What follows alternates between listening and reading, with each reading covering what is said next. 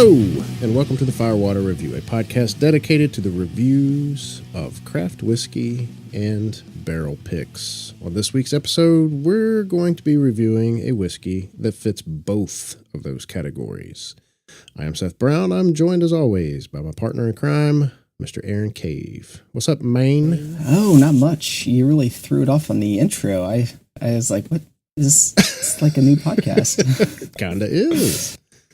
It is. I was kind of thinking about that before I hit record. I was like, well, we're changing it up a little bit. I guess I need to appropriately announce what it is that we do here, in case people don't know. I like it. So what are we going to be reviewing? Well, we are reviewing a bottle that you did not ship me, but No. hand delivered to me in Tennessee.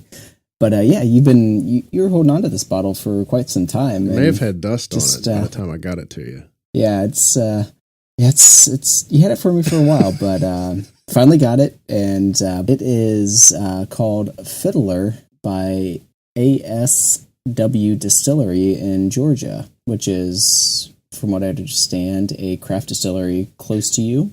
Yeah, it is. It's pretty close. It is downtown Atlanta, so it's not too terribly far. It was very close to my old employer, so it was convenient to get up there after work or on a long lunch break or something like that. Hopefully nobody that works there is listening, knowing that I would go there on lunch breaks. Yeah, that's all right.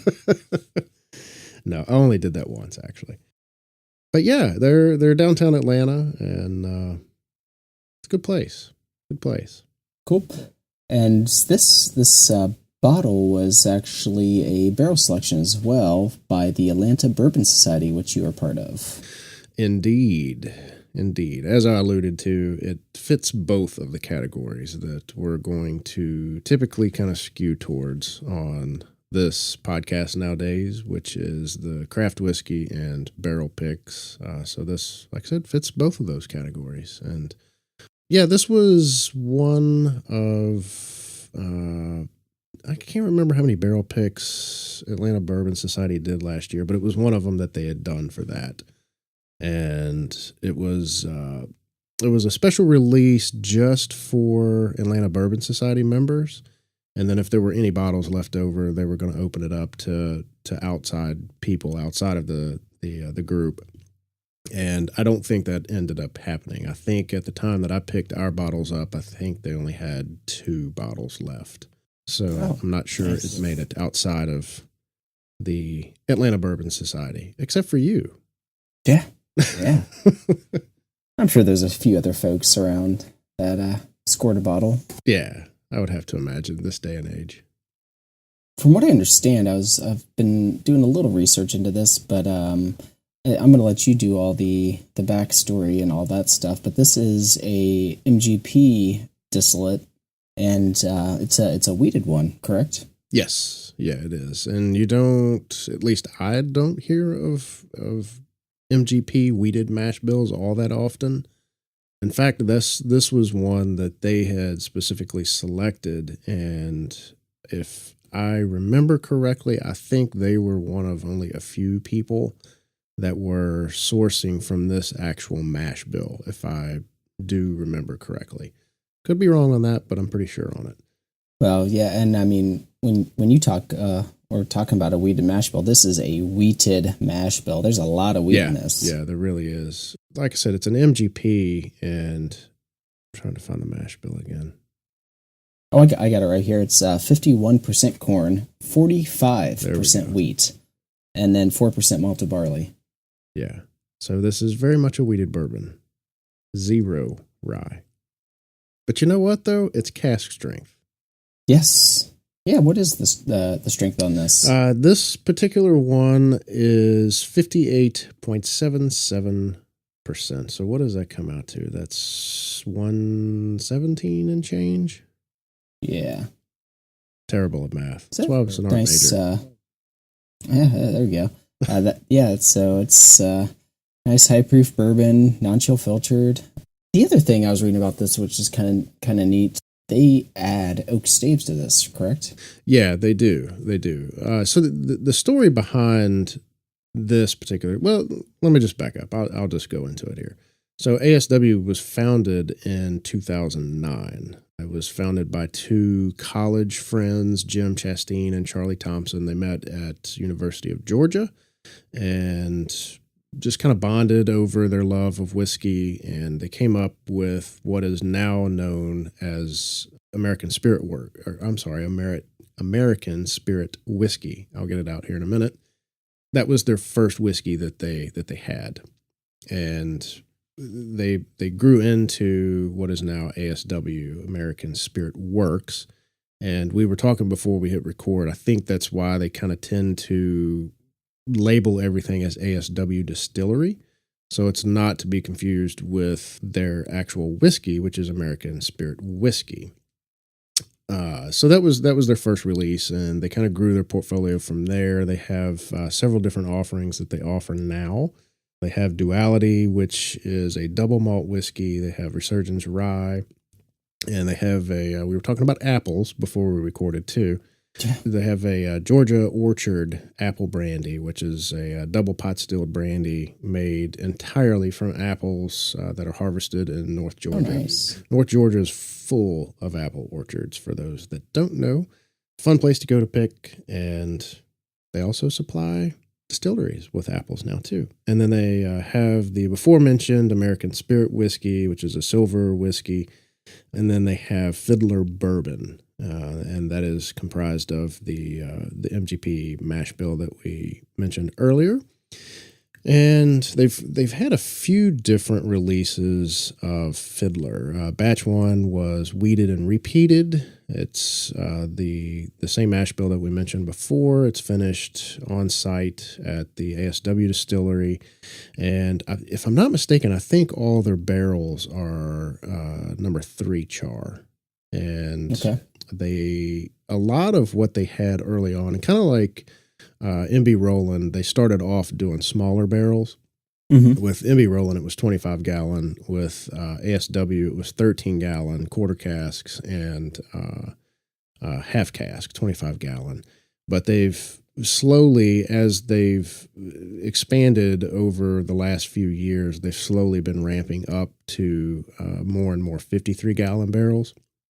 And at the time that I visited them last year, they had the equivalent of roughly 253 gallon barrels aging on site at the distillery. And that's, all the above products that I mentioned.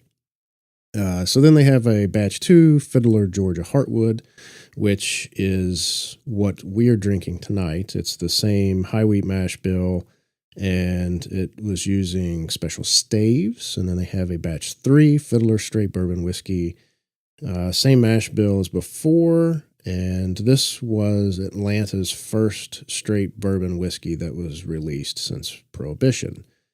And then batch 4, Fiddler Unison. It's the same wheated mash bill, and it is married with ASW's own in-house distillate, which is a high malted bourbon. And they're all aged on site at ASW. So they've sourced this MGP distillate, and then it's brought down and aged on site there.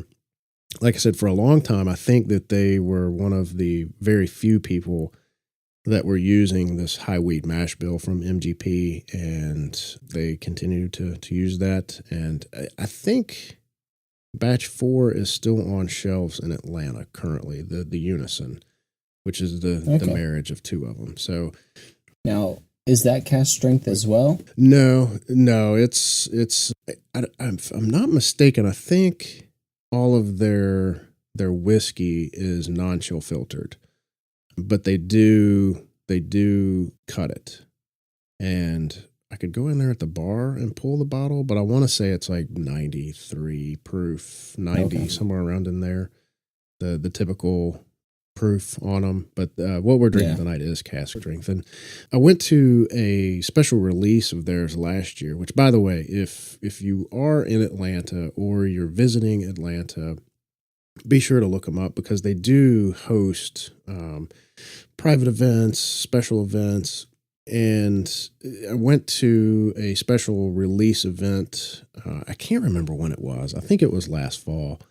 Could be wrong on that. Maybe this spring. Anyway, actually, it was this spring because I remember it was right around the time it started getting warm. Anyway, that was a cask strength release of the Fiddler Georgia Heartwood as well. And that was 59%. So it was a little higher proof, but not by much. And to be honest, I haven't opened that one yet either, so I don't know how it compares. So I was going to talk about the staves. That's what I was going to talk about. Their master distiller, who is from North Georgia, if I remember correctly, Justin Manglitz. There was a tree, a white oak tree that had fallen on some of his family's property. And instead of just, cutting it up, hauling it away, or using it for firewood or whatever, they hand created small staves to add to these barrels, and then they hand charred all of them and stuck them in the barrels, let them age that way.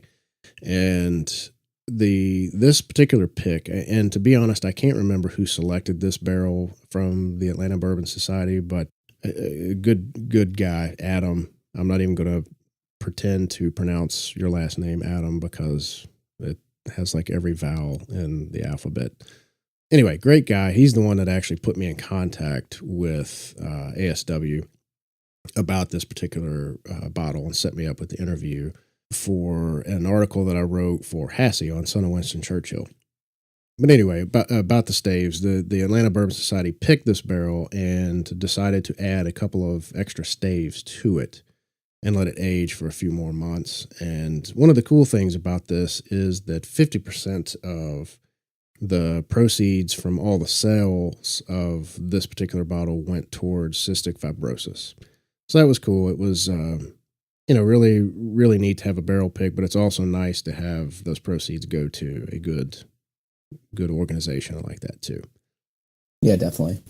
So anyway, yeah, if you ever have a chance to go by there, definitely stop by. They're really great people. Chad is one of their main guys there, and he's the one that I've dealt mostly with. He's the one that's given me the tours, and they have a tasting room there that's really cool. It's kind of like a lodge type atmosphere, but one of the big focal points of that room is a huge mural on the wall, which is the repeal of Prohibition in Georgia.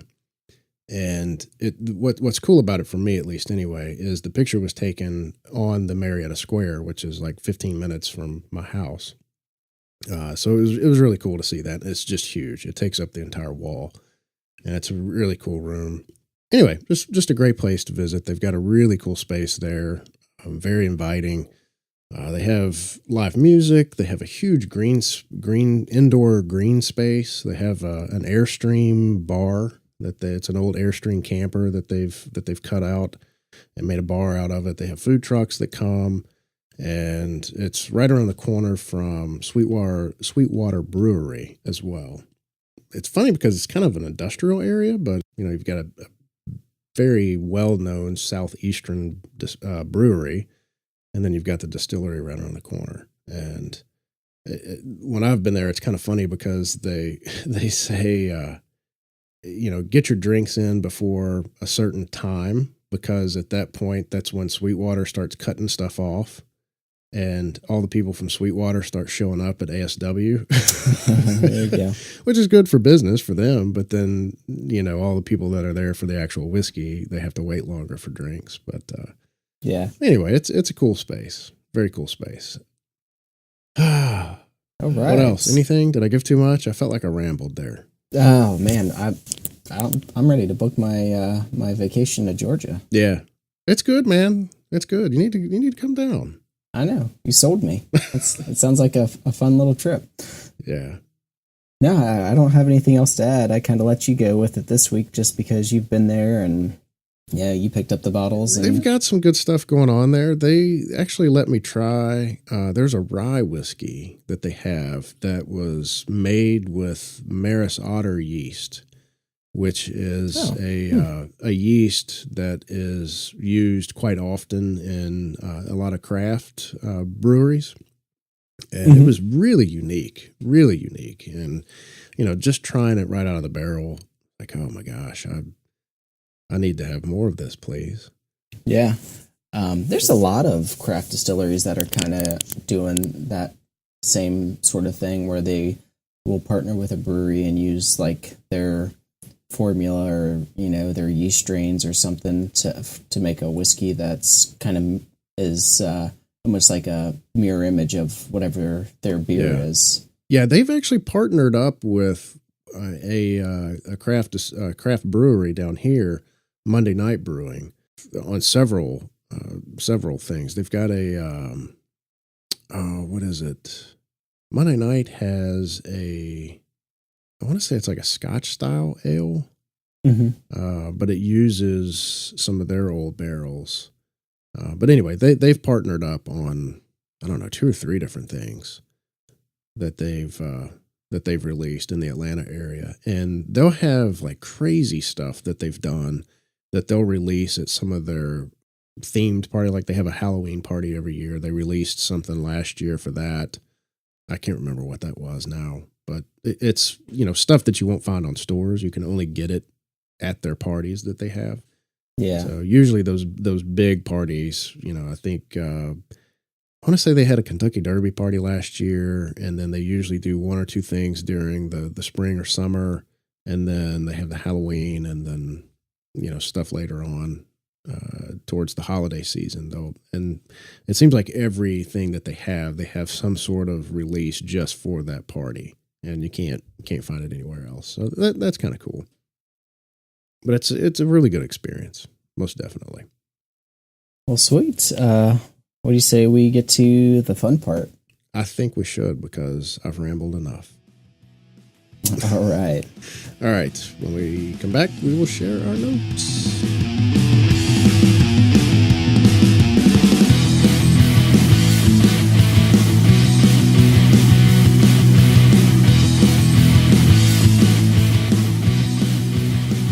Welcome back, everybody. In the break, we have been sipping on some ASW Fiddler Georgia Heartwood Bourbon Whiskey, as picked by the Atlanta Bourbon Society. Been sipping on it, taking some notes, chatting about some other whiskey stuff. And now we're back. We're going to share our notes. Per the usual format, I will let Mr. Cave kick it off, and I will bring up the rear. Take it away, sir. All right, so on the nose on this, it's real inviting. It's not for the proof that it is. It's really doesn't have a ton of alcohol to it. It's just really light, refreshing. It has like good creaminess to it.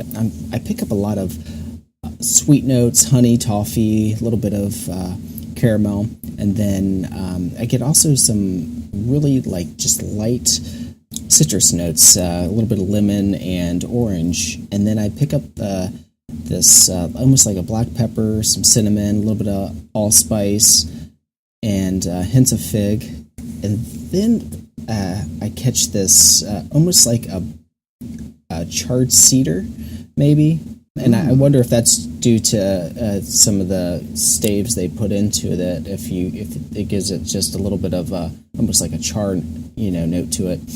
But on the palate's great. I mean, there's a lot going on the palate, and it's super creamy, very viscous, coats the mouth well. A lot of caramel, a lot of brown sugar. Get the toffee and honey. A lot of pepper on this. I feel like I got pepper throughout this whole thing. It's nose, palate, finish, a lot of pepper.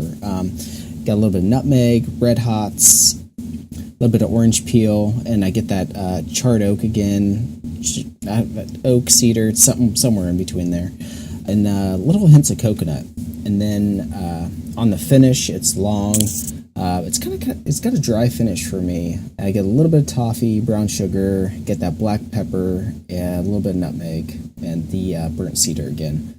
All in all, I really like this pour. It's got a lot going on, and it's a fun pour. I really enjoyed it. I'm sitting about I think an 87 on this. Cool. Very cool. Yeah, the cedar. That's interesting, man. Yeah, I don't know. It's Kind of just makes me think about those staves, though. I think you yeah. might be onto something there.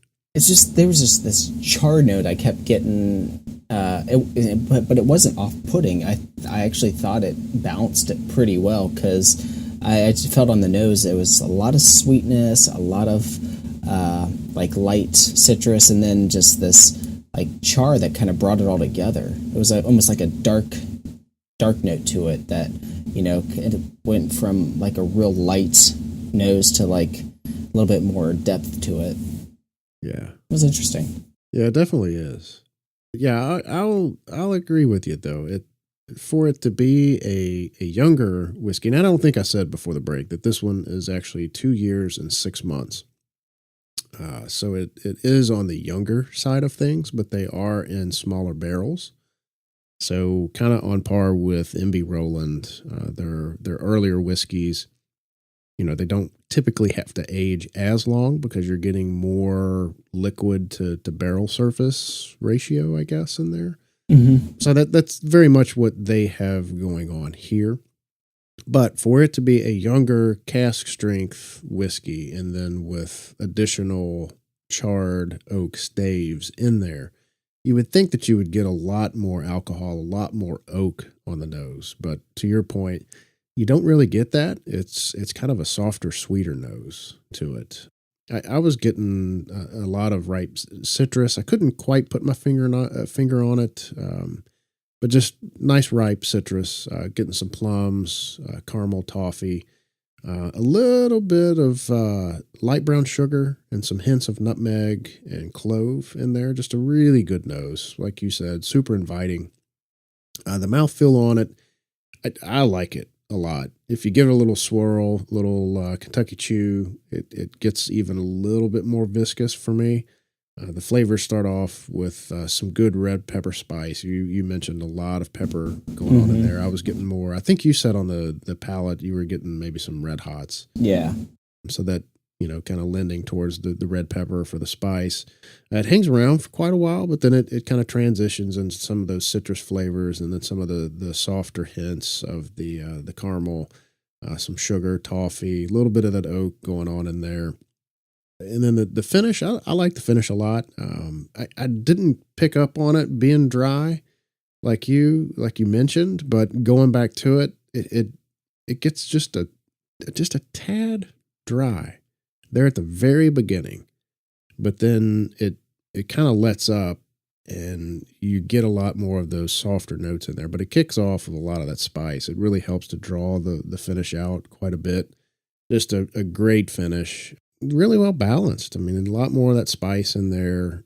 But then, like I said, once it starts letting up a little bit, you get some more of those sweeter notes in there. Getting some burnt sugar, some toffee, a little sweet pipe tobacco going on in there, and just a nice, enjoyable pour. I like it. It's nice for me because it's close by. Yeah, I'm going to give this one an 88. All right. I like 88. Easy math. 87.5. That's how we roll. Yeah, I was really surprised with this, especially being a young wheated bourbon. I wasn't really sure what I was getting into, because, you think, a rye whiskey can be young and still have great flavor to it. Mm-hmm. Where you don't see a whole lot of wheated bourbons wheated whiskeys being young and being really good. Where I know this, I'm talking about rye whiskeys and wheated whiskeys, where this is a wheated bourbon, but still, with all the amount of wheat that's in this, 45%, I was a little skeptical, I guess, thinking, but yeah, it's really good. I really enjoyed it. Yeah. I would like to put this up against MB Roland's wheated high wheat bourbon. You can do that. Did you get a bottle of it? I got the wheat whiskey. I did not get the wheated bourbon. I feel like I bought a lot that day. I don't know what all I got. we drank a lot too. Yeah. I'll have to go back and see what I bought. I might have got the wheated bourbon. Yeah, I know I got the wheated whiskey, but anyway, I wouldn't mind putting those up because they're roughly the same age. Yeah. And they're going to be unfiltered. Is that one cut? I can't remember. I don't think it is. No, they don't cut anything. Oh, that's right. They don't. Yeah, none of it is. Yeah, so it's. I think it's probably around 110-ish. Yeah, it's still and barrel proof. Yep. What am I thinking? It's like I've never been there. All right.